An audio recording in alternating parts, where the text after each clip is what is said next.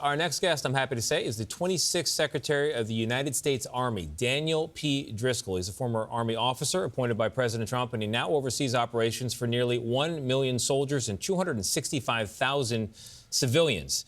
And he's here today to share news of a new partnership. The U.S. Army is now an official partner of the U.S. Ski and Snowboard Team. It celebrates what is, in fact, a long history of skiing in the Army, dating all the way back to World War II. To honor that, athletes will wear the Army's 10th Mountain Division patch on their team outerwear this season. Really cool. Mr. Secretary, thank you very much for being here. Thank you for having me. I think some people might think Army and skiing, they don't know the connection, they don't see the connection. Explain it.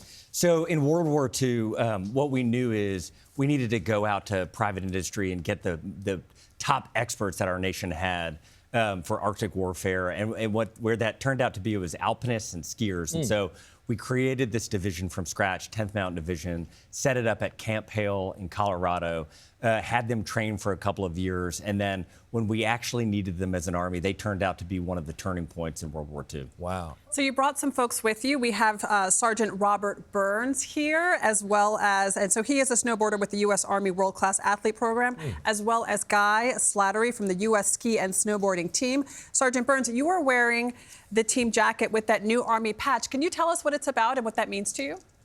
Absolutely, ma'am. You know, it's a tremendous honor to not only represent my country as a soldier in the U.S. Army, but also as a member of Team USA. And more than anything, ma'am, I'm just excited to see what possibilities come out of this partnership. I love that. It's pretty cool. What kind of conversations have you had, I'm curious, with other members of the U.S. ski and snowboarding team? Are they surprised by the connection? Do they know the history? You know, I think everybody is ultimately excited about this, unsure about where it's going to go, but I just really think back to the unique history of what we were able to accomplish back in 1948 with the 10th Mountain Division in Italy. And it means a lot to us thinking that, you know, we're going back to Italy for Milan Cortina in 2026, and we're going to bring the support of the U.S. Army and the 10th Mountain with us. And Guy, what does this partnership mean for your organization? Yeah, so we fund about 240 athletes as they try and achieve their, World Cup and Olympic and Paralympic dreams. And we're 100 days out from Milan Cortina, and it couldn't happen without. We have no government funding, so it couldn't happen without these sort of partnerships. And the Army partnership is so organic. The 10th Mountain Division veterans, when they came back after the Second World War, they founded a lot of the resorts where we compete at, like Vail and Aspen, where we hold these World Cups. So our athletes and our organization are incredibly excited, and the Army team's going to be at our first World Cup event in Copper Mountain on Thanksgiving weekend, meeting the fans and working with the athletes.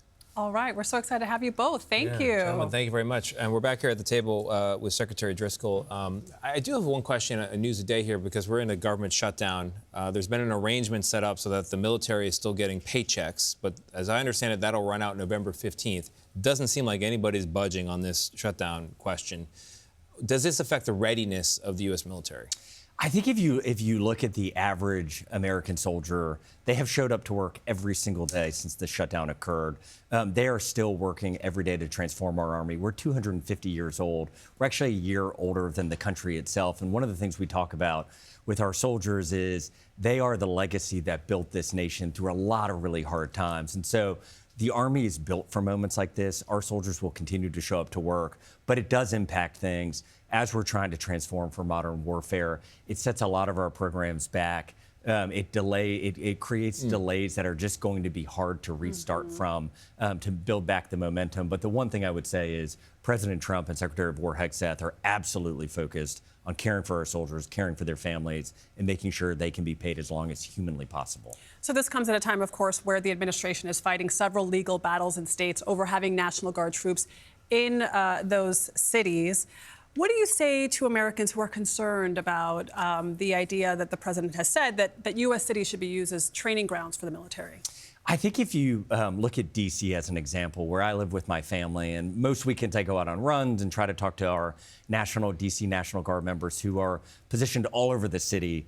And the first thing you see is they're taking a lot of selfies. The next thing you see is they're talking to the community, because this is their community. This is where their kids go to school. This is where they go to church.